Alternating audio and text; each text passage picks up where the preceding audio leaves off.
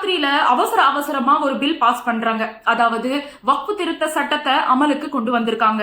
இஸ்லாமியர்கள் தங்கள் சொந்த நிலமோ இல்ல பொருளோ அல்லாவின் பெயர்ல நன்கொடையா கொடுக்கறதுக்கு பெயர் தான் வக்ஃப். இந்த வக்ஃப் போர்டுக்கு ஒரு முறை நம்ம தானமா கொடுத்துட்டோம்னா அதை திரும்ப பெற முடியாது, திரும்ப பெறவும் கூடாது. இதுதான் இஸ்லாத்தின் சட்டம். இந்த வக்ஃப் மூலமா வரக்கூடிய சொத்துக்கள் எல்லாமே ஸ்பிரிச்சுவல் யூசஸ், அதாவது பள்ளிவாசல்கள், கபரஸ்தான்கள், மதர்சாக்கள் மற்றும் ஏழை எளிய மக்களுக்காக உபயோகப்படுத்தப்படுது. இந்த வக்ஃப் ப்ராப்பர்ட்டிக்கான இன்சார்ஜ் எல்லாமே பள்ளிவாசல்ல இருக்கக்கூடிய ஹஜரத் அண்ட் முத்தவல்லி தான். இஸ்லாமியர்களோட வக்ஃப் ப்ராப்பர்ட்டி மத்த மதங்கள்ல இருக்க ஸ்பிரிச்சுவலுக்கான ப்ராப்பர்ட்டிஸை விட ரொம்ப கம்மி தான். ஆனா இந்த பாஜகவால இது சகிச்சுக்க முடியல. இந்த ப்ராப்பர்ட்டிஸ் எல்லாம் அவங்க கண்ட்ரோல்ல கொண்டு வரணும்னு புதுசா ஒரு சட்டத்தை கொண்டு வந்திருக்காங்க. இந்த சட்டம் என்ன சொல்லுதுன்னா, வக்ஃப் ப்ராப்பர்ட்டிஸோட அபிஷியல் ரெக்கார்ட்ஸ் இருந்தா மட்டும்தான் அது வக்ஃப் போர்டோட சொத்துன்னு அங்கீகரிக்க முடியுமா. இந்த சட்ட திருத்தத்திற்கு முன்னாடி சர்வே கமிஷன் தான் பண்ணிட்டு இருந்தாங்க. ஆனா இப்போ டிஸ்ட்ரிக்ட் கலெக்டர் தான் பண்ணுவாங்க. அதுக்கு முன்னாடி வக்ஃப் போர்டு முஸ்லிம் பாடியா இருந்துச்சு. இதுக்கப்புறம் 2 நான் முஸ்லிம்ஸும் 2 லேடிஸ இன்சார்ஜா போடுறாங்க. நிலம் இருந்தா தானே இஸ்லாமியர்கள் இங்க வாழ முடியும். அதனால வக்ஃப்ல ஒரு சட்டத்தை கொண்டு வந்து அமல்படுத்தப்பட்டதுதான் வக்ஃப் அமெண்ட்மெண்ட் பில். இந்த சட்டமானது அரசியலமைப்பு சட்டத்திற்கு முற்றிலும் எதிரானது.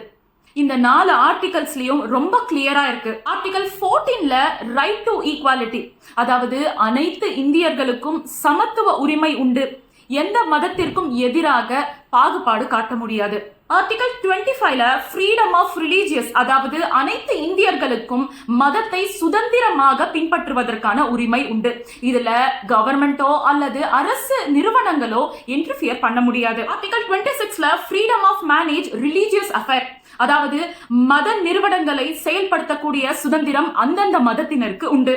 அண்ட் ஆர்டிகல் 29ல protection of interest of minorities, அதாவது இந்தியாவில் வாழக்கூடிய மைனாரிட்டிஸ், முஸ்லிம்கள், கிறிஸ்தவர்கள், சிக்கியர்கள், புத்தர்கள், ஜெயின்கள் ஆகிய அனைவருக்கும் உரிமை கொடுக்கப்பட்டிருக்கு. அப்படி பார்க்கும் பொழுது முஸ்லிம்களுக்கு அனைத்து விதமான உரிமைகளையும் அளிக்க வேண்டும், பாகுபாடு காட்ட முடியாது. பல நூற்றாண்டுகளா எங்கள் முன்னோர்கள் அல்லாவுக்காக தானமாக கொடுக்கப்பட்ட நிலங்கள்ல பள்ளிவாசல்களும் கபரஸ்தான்களும் மதர்சாக்களும் கட்டி இருக்காங்க. இப்ப புதுசா இந்த அரசாங்கம் கண்ட்ரோல் பண்றாங்க.